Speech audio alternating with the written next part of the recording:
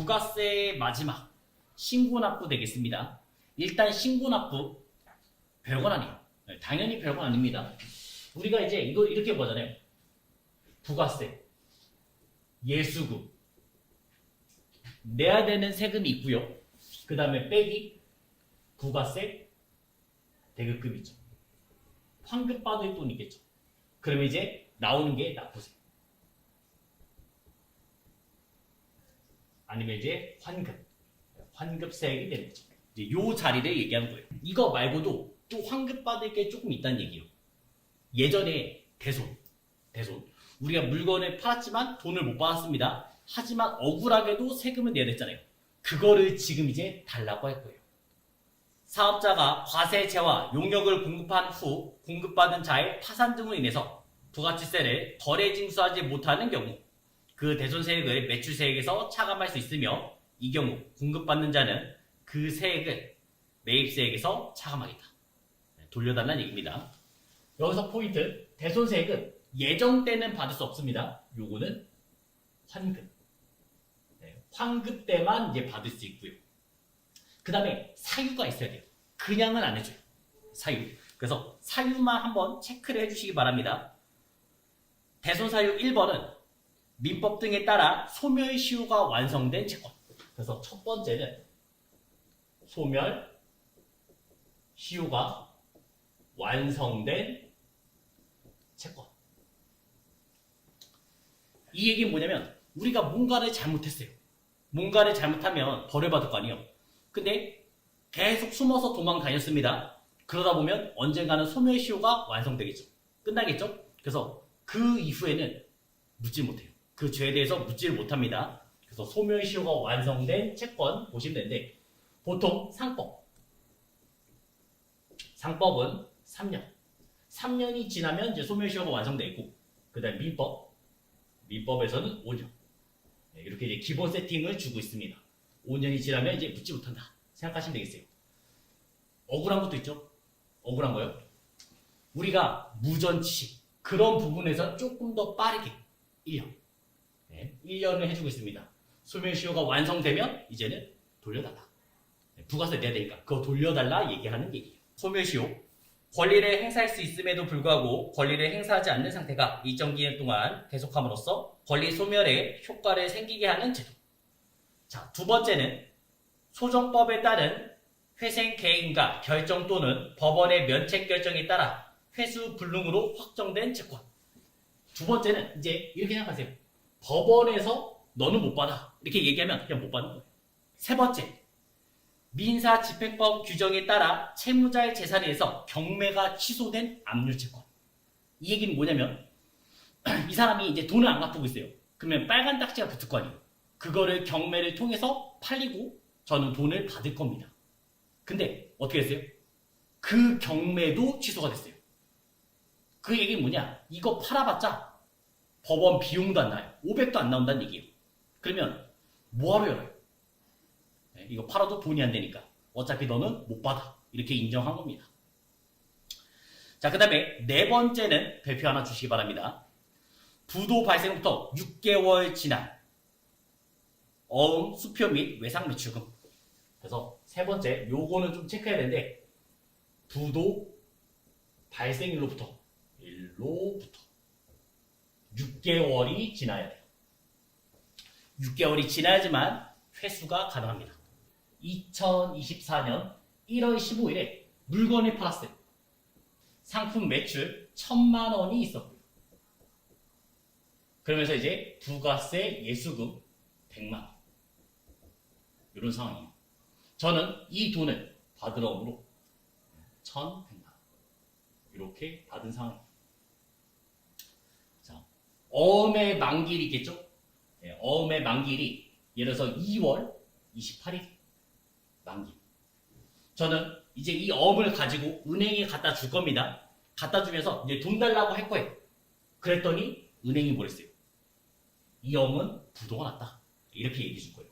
그럼 이 시점에 이제 부도를 확인했습니다. 만기일날 내가 돈 달라고 했더니 이제 은행에서는 이 어음 부도 났으니까 줄 수가 없다. 이렇게 말했어요. 자, 그러면 저는 일단 억울하게 부가세는 낸 거예요. 부가세를 먼저 냈습니다. 그럼 이거 최소 200만 원이라도 환급 다시 받아야겠죠? 몇 개월이요? 몇 개월이요? 6개월. 6개월이 지나면 되겠죠. 자, 그래서 6개월이 지났으니까 한 8월 지금 28일 상황이 됐어요. 이때 이제 환급을 받겠죠. 환급 되나요? 환급 안 됩니다. 왜 안 돼요? 이 부가세, 대손세 공제는 언제만 된다고요? 확정. 이거는 이제 확정 때만 받을 수 있어요. 확정 때만. 그래서 8월 28일은 2기 예정이잖아요. 그래서 이때 돈 달라고 신청해도 못 받아요. 그러면 2기 확정에 받아야 되니까 저희가 이제 12월 31일 그 마지막 날에 이 돈을 달라고 했겠죠. 다음 달 25일, 1월 25일부터 일반 환급 며칠 걸려요? 일반 환급. 이때부터 30일 이내에 받을 수가 있습니다. 자, 제가 물건 언제 팔았어요? 2024년 1월 15일. 근데 환급 받는 거는 2025년 거의 2월 달이 돼야지만 받을 수 있어요. 거의 1년이 지나야지만 이 돈을 받을 수 있습니다. 그래서 우리가 이제 계약할 때 보통 뭘 받아요? 최소 계약금, 부가세는 받잖아요. 그런 이유가 있다고 생각하시면 되겠어요. 자, 그 다음에 다섯 번째는 채무자의 파산, 강제 집행, 사업 폐지, 사망 등으로 인해서 회수할 수 없는 채권. 자, 그 다음에 또 회수기일이 6개월 이상 지난 채권 중 채권가액이 30만 원 미만, 소액 채권 있죠? 채무자별 채권가액 합계. 거래가 여러 번 있으면 합쳐서예요. 합쳐서 30만 원 이하면 돌려주는 거고, 합쳐서 30만 원 넘으면 이제 6개월 기다리시면 되겠습니다. 그리고 이제 대손세 공제 범위 및 시기, 재원 또는 용역의 공급일로부터 10년이 지난 날이 속하는 과세기간 확정 신고 시까지, 그때까지 받으면 되겠습니다. 그리고 10년이 넘어가면 이제 아예 못 받아요. 아예 못 받습니다. 10년 안에 어떻게든 받으려고 노력하시면 되겠어요. 그러면서 이제 매입세 불공제 라인이 보이죠? 벌써 저희가 알고 있는 오사불공의 시리즈 얘기예요. 사업과 직접 관련 없는 지출. 사업과 관련 없는 지출 하시면 뭐였어요? 대표자한테 뭔가 사주는 게 제일 잘 나오죠. 제일 잘 나오고요. 그거 말고도 또 하나 더 있습니다. 내가 물건을 사서 그거를 바로 기부할 거예요. 그런 것도 이제 사업과 관련 없는 지출 생각해 주시면 되겠습니다. 그 다음에 비영업용 소형 승용차 구입 유지 임차 몇 cc요? 1000cc. 1000cc 기준으로 가시면 되죠. 1000cc 이하라면 공제가 되는 거고, 1000cc 초과는 이제 불공이 되겠죠. 하지만 1000cc가 넘어가도 공제받을 수 있는 게 있죠. 몇 인승이요? 9인승 이상. 9인승 이상은 공제받을 수가 있습니다. 그 다음에 접대비 이와 유사한 비용의 지출에 대한 매입세. 접대비도 불공사유 되겠고요. 그 다음에 면세 사업과 관련된 매입세. 부가치 세법상 면세는 사업자가 아니었죠? 그래서 우리 시험에서는 이제 7번 케이스는 나올 리는 없어요. 근데 만약에 나온다, 그럼 저는 겸용사업자로 나와야 돼요. 과세사업과 면세사업을 같이 하고 있습니다. 근데 그 물건을 사서 뭐 했었다고요? 면세에 썼다고요. 과세 쓰겠다고 말을 했는데 면세 썼을 때, 그때가 이제 7번 얘기가 되는 거예요. 자, 8번 토지 관련 매입세. 이거는 언제요? 토지에 부가세가 보이면 무조건 불공. 왜요? 토지의 매매는 뭐였어요? 면세. 토지에 부가세가 보이면 그거는 무조건 이제 오사불공. 토지의 자본적 지출 넣어주시면 되겠습니다. 대손세 공제는 요 정도. 그 다음에 하나 더 얘기하자면 요거는 간이사업자는 받을 수 없어요. 또 하나 체크할게. 대손세 공제는 간이사업자. 공제 안 됩니다. 다 일반 사업자만 해당되는 거예요. 간이사업자는 공제받을 수 없다. 요거 하나만 기억하시면 됩니다. 두 번째는 의제 매입 세액 공제 되겠습니다. 의제 매입 세액 공제는 일단 내가 과세 사업을 하고 있어요. 과세 사업을 하고 있고요. 저는 공장, 뭔가 이제 통조림 공장을 운영하고 있어요. 그리고 통조림 만들려면 이제 원재료를 사와야겠죠? 원재료 복숭아를 사왔습니다. 복숭아를 지금 매입하고 있는 상황이에요. 자, 복숭아는 얘는 뭐예요? 면세. 네, 일단 면세가 되겠고요. 그 다음에 저는 그거를 가공해서 판매를 하죠. 그래서 내가 파는 모든 물건들은 과세가 되는 거예요. 가장 억울하죠? 네, 가장 억울한 업종이 되겠습니다. 왜요? 사오는 거에 대해서는 공제를 받을 수가 없고 파는 거에 대해서는 모든 세금 다 내야 돼요. 자, 그래서 이 사람들에게 약간의 이제 혜택을 주기로 했습니다. 크게는 두 가지로 나오시면 돼요. 첫째는 제조업이 있고 이제 음식점으로 구별을 해주시면 되겠습니다. 제조업이 사는 거는 지금처럼 복숭아를 사서 통조림을 파는 얘기가 되겠고, 그 다음 또 뭐 있어요? 제조업. 우리가 농업인한테 사는 건 다 괜찮아요. 그러면 새우 같은 거를 사서 새우깡을 만들어서 파는 것도 해당되겠죠? 음식점은 뭐 있어요? 음식점은 아웃백 같은 거 생각하시면 되겠습니다. 거기는 스테이크를 팔 거 아니에요. 그러면 사람이 먹을 수 있는 고기 수입해 오거나 국내에서 사오거나 그럴 거 아니에요. 면세 물건을 사서 가공해서 팔죠. 그런 라인들이 이제 여기에 해당됩니다. 자, 공제율은 조금 체크만 해주시기 바랍니다. 체크만. 일반 제조업은 102분의 2만큼 공제를 받을 수 있고요. 그 다음에 중소제조업은 104분의 4만큼 공제를 받을 수 있습니다. 음식점은 공제율이 조금 더 좋아요. 공제율이 좀 더 좋습니다. 그래서 법인 음식점과 그 다음에 개인 음식점을 한번 보시면 되는데, 법인 음식점은 106분의 6. 아까 전에 아웃백을 생각하시면 되고, 그 다음에 개인 음식점, 식당 있죠? 식당에서도 사야 될 거 아니에요. 쌀 같은 거 사야 될 거 아니에요. 그런 거는 좀 더 많이 108분의 8만큼 공제를 해줍니다. 이런 식으로 공제할 수 있습니다. 자, 그러면 우리가 공제율만 보면 제조업이 유리해요? 음식점이 유리해요? 네, 음식점이 공제를 좀 더 많이 받아요. 네, 하지만 여긴 단점이 좀 있어요. 제조업은 제조업 라인들은 일반 농업에서 사는 것도 인정돼요. 일반 농어민에게 사는 것도 인정받을 수가 있습니다. 일반 농어민이면 우리가 사업자가 아니에요. 그래서 생계를 끊어줄 수 없어요. 뭘 끊어줬겠어요? 영수증. 네, 여기서는 영수증을 받는 것도 인정해주겠다. 영수증 받는 것도 인정해주는데, 음식점에서는 일반 농어민한테 산 거는 인정 안 합니다. 이 음식점 라인은 무조건 사업자한테 산 것만 인정돼요. 사업자에게 구입한 것만 인정을 해줍니다. 그럼 이제 사업자는 적격 증빙서를 끊어줄 수 있겠죠? 면세 물건을 살 거니까 계산서를 받아오라는 얘기예요. 여기서는 이제 뭐 계산서, 그 다음에 신용카드, 아니면 현금 영수증, 이런 적격 증빙 서류가 필요합니다. 자, 그러면 공제 언제 해줄까? 네. 내가 물건을 샀잖아요. 그리고 가공해서 팔 거잖아요. 그럼 그 공제를 언제 받냐? 공제 시기는 매입시기가 되겠습니다. 사자마자 되겠어요.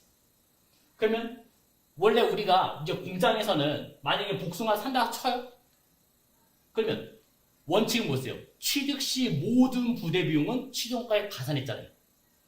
복숭아를 사면서 운반비도 있을 거고, 그러면서 뭐 처리하는 비용들이 있을 거 아니에요.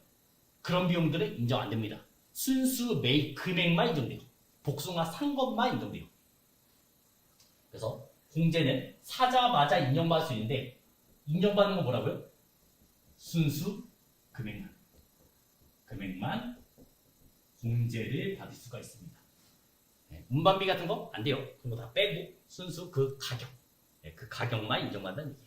자, 이런 거는 과세기간의 예정 또는 확정 둘 다 공제됩니다. 아까 전에 대손세 공제는 확정에서만 공제받을 수 있었죠? 이런 거는 이제 예정, 확정에 다 받을 수가 있어요. 그리고 지금 회계 1급에서는 이론만 설명하죠? 세무에서는 다 부속 서류를 만드셔야 됩니다. 내가 이렇게 만들어놨고 이만큼 공제해 주세요. 이런 서류가 있어야지만 받을 수 있어요. 대손세도 당연히 있고 그 다음에 의제매입도 있습니다. 한도는 굳이 다 외울 필요는 없어요. 이 공제를 사자마자 무한대로 공제를 받으면 안 될 거 아니에요. 공제받을 한도가 있다. 딱 요 정도만 생각하시면 되겠습니다. 공제는 무제한 해주는 게 아니라 공제는 한도가 있다. 한도가 있다. 요 정도만 기억하시면 되겠어요. 여기까지가 일단 의제 매입세 공제 되겠습니다. 신고 납부. 이제 마지막 얘기가 나왔어요. 신고 납부. 예정 신고와 납부. 예정이니까 1월 1일부터 3월 31일까지. 그 다음에 7월 1일부터 9월 31일까지 얘기했죠. 신고 납부 해야 되잖아요. 신고 납부. 사업자는 각 예정 신고 기간에 대한 과세 표준과 납부세액을 당해 예정 신고 기간 종료 후 25일 이내 관할 세무서장에게 신고 납부해야 한다. 저희 원칙 항상 다음 달 25일까지 신고 납부하는 거죠. 여기서 포인트는 뭐냐면 안 해도 되는 사람이에요. 예정 신고를 안 해도 되는 사람. 딱 그 정도만 체크하시면 되겠습니다. 그래서 예정 신고 의무 면제 대상자를 보시면 개인 사업자와 영세 법인 사업자. 영세 법인은 법인이긴 법인이에요. 법인은 사실 별거 아니에요. 내가 사업을 하는데 3명 이상의 사람들이 모여서 열면 돼요. 분배를 하고 있으면 됩니다. 그러면 이제 법이라 보시면 되겠어요. 그 중에서도 이제 영세 법이란 말하면 직전 과세기간 과세 표준이 1억 5천만 원. 과세 표준이 1억 5천만 원밖에 안 된다는 얘기죠. 이런 사람들에 대해서는 예정신고 의무를 면제하고 예정신고 기간에 납부세액을 관할 세무서장 그 사람들이 결정 고지 징수한다. 이 얘기는 뭐냐면 원래는 신고 납부가 원칙이었잖아요. 다음 달 25일까지 내가 직접 얼마 되는지 신고하고 납부를 해야 됩니다. 근데 개인사업자랑 영세 법인은 어떻게 한다고요? 세무서에서 벌써 나와요. 너희가 작년에 얼마나 팔았는지 있을 거 아니에요. 그 자료가 있을 거 아니에요. 그 중에 이제 반을 내라. 50%를 내라고 고지서가 날라와요. 고지서 날라오면 그거를 그냥 내면 끝이. 그걸 내면 끝입니다. 그러니까 내가 직접 신고 납부할 필요가 없고 벌써 고지서가 날라온다고요. 그걸 내면 돼요. 그럼 좀 더 쉬워지죠. 다만 또 여기서도 징수세액이 50만 원 미만인 경우에는 내가 내야 되는 세금이 50만 원이 안 되죠? 그러면 안 내도 됩니다. 예정신고 안 해도 된다니까. 그러니까 안 내도 된다는 얘기예요. 그렇다고 없어지는 건 아닙니다. 언제? 확정 때 내야 돼요. 확정 때. 과거에는 이게 30만 원이었고 최근에 이 금액이 50만 원으로 올라왔어요. 50만 원이 안 된다면 50만 원 미만이라면 아직 낼 필요 없고 확정 때 내라는 의미예요. 확정 때 내라는 의미. 다만 다음에 해당하는 자는 각 예정신고 기간에 대한 과세 표준과 납부세액을 신고할 수 있다. 이런 사람들은 내가 직접 신고 납부하라고요. 신고 납부할 수도 있습니다. 자, 여기서 신고 납부하는 거는 상황이 좋아서 신고 납부하는 게 아니에요. 안 좋아져서. 내가 작년에 50%도 못 팔아서 신고 납부하라는 얘기예요. 그럼 더 적게 낼 거니까. 왜냐면 그 세무서장은 작년 판 매출만 알 거 아니에요. 지금 상황은 잘 모를 거 아니에요. 그래서 그 50% 내라고 하면 부담되는데 이렇게 느끼잖아요. 그래서 내가 직접 신고 납부해서 더 적게 내려고 하는 의도가 되겠습니다. 휴업 또는 사업 부진으로 인해서 각 예정신고 기간의 공급가액 또는 납부세액이 직전 과세기간 공급가액 또는 납부세액의 3분의 1에 미달한 사람. 매출이 반토막도 안 돼요. 그러니까 3분의 1 토막이 났어요. 작년에 비해서. 그런 사람들은 내가 직접 신고 납부하라는 얘기예요. 네. 세무서장은 50% 내라고 하니까 그 돈 내 돈이 없다. 네. 지금 매출이 너무 안 좋다. 네. 그래서 내가 직접 신고 납부해서 이 정도만 내겠다. 네. 그런 의도가 되겠습니다. 금액이 얼마라고요? 3분의 1입니다. 3분의 1. 3분의 1은 33.333333 이렇게 할 거 아니에요. 부가세에서는 3분의 1이고 소득세에서는 30%예요. 그래서 그 두 가지가 좀 헷갈릴 수 있어요. 하지만 저희는 아직까지 소득세 안 들어가니까 그냥 3분의 1. 요 정도만 생각하시면 되고요. 자, 그 다음에 각 예정신고기간 조기 환급을 받고자 하는 사람. 요번에는 조기 환급이 있겠습니다. 조기 환급 당연히 중요해요. 우리가 일반 환급 있잖아요. 일반 환급. 환급. 며칠 걸렸어요? 환급 받는데 며칠 걸렸어요? 30일. 중요하니까 꼭 체크해 두시고요. 네, 30일 중요합니다. 그 다음에 조기 환급. 조기 환급은 좀 더 빠르게 해주겠다는 얘기죠. 15일 되겠습니다. 한번 생각해봐요. 이런 거예요. 내가 이제 학원을 다녀요. 국비 지원 학원입니다. 그래서 한 달을 다 채웠어요. 그럼 이제 돈 달라고 할 거 아니에요. 환급해달라고 할 거 아니에요. 신청하자마자 바로 들어오는 게 아니잖아요. 기간이 걸리죠. 기간. 네, 보통 10일. 10일 정도 걸립니다. 이런 환급도 이제 30일 걸린다는 얘기죠. 30일 이내에 해줄게 말한 거예요. 조기 환급은 그 환급을 조금 더 빠르게 해주겠다는 얘기죠. 그래서 이 조기 환급은 대상이 있어요. 대상. 조기 환급 대상은 첫째, 영세율. 적용 사업자. 자, 영세율 적용 사업자는 물건 사는 거에 대해서는 다 환급이 되잖아요. 파는 거에 대해서는 영잖아요. 이 사람은 환급만 받습니다. 그러니까 빠르게 해주겠다. 조기 환급 대상이 되어 있고요.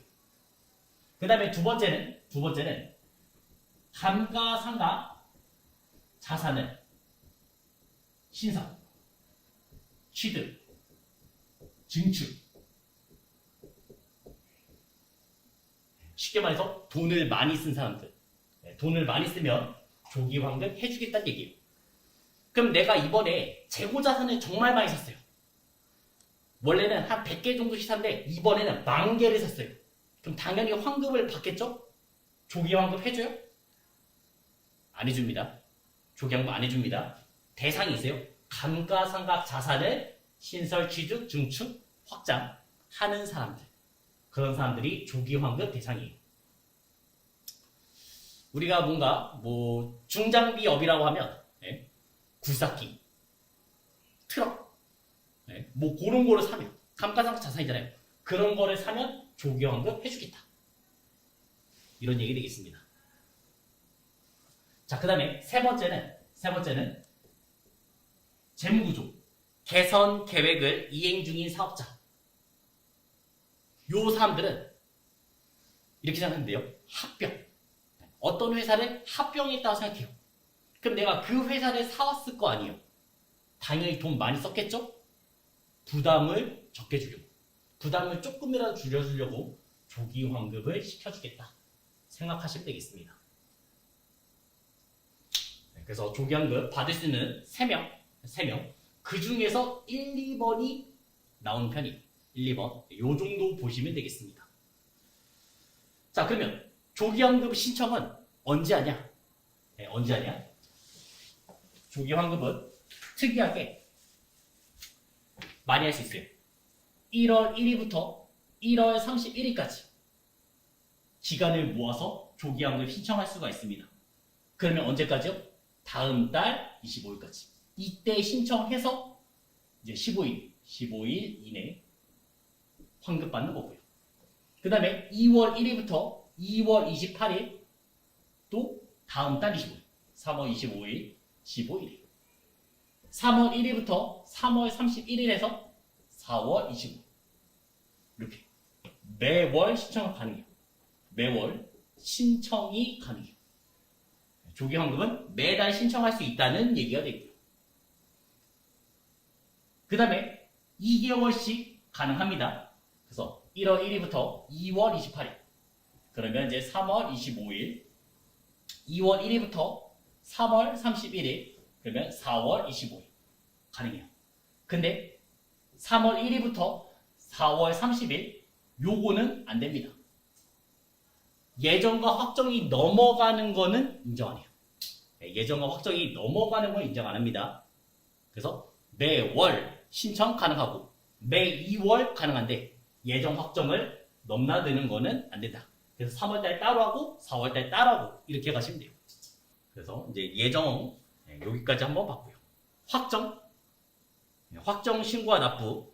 사업자는 과세기간에 대한 과세표준과 납부세액을 그 과세기간이 종료 후 25일에 사업장 관할 세무서장에게 신고 납부해야 한다. 우리가 물건을 많이 사면 환급 받죠? 환급? 그것도 잘 생각해봐요. 예정 때는 환급 안 받습니다. 그 환급도 확정 때만 받는 거예요. 부가세 예수급, 부가세 대금 있잖아요. 부가세 대금이 크면 우리가 환급이 되죠? 근데 예정에 한다고요?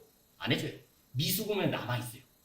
미수금 남아있고 나중에 확정 때도 더 계산하는 거죠.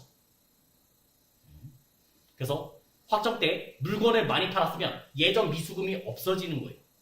예전 미수금이 없어지고 그 다음에 만약에 그래도 이제 환급 받을 돈이 있으면 확정 때 환급을 받겠습니다. 여기까지가 부가세 끝입니다.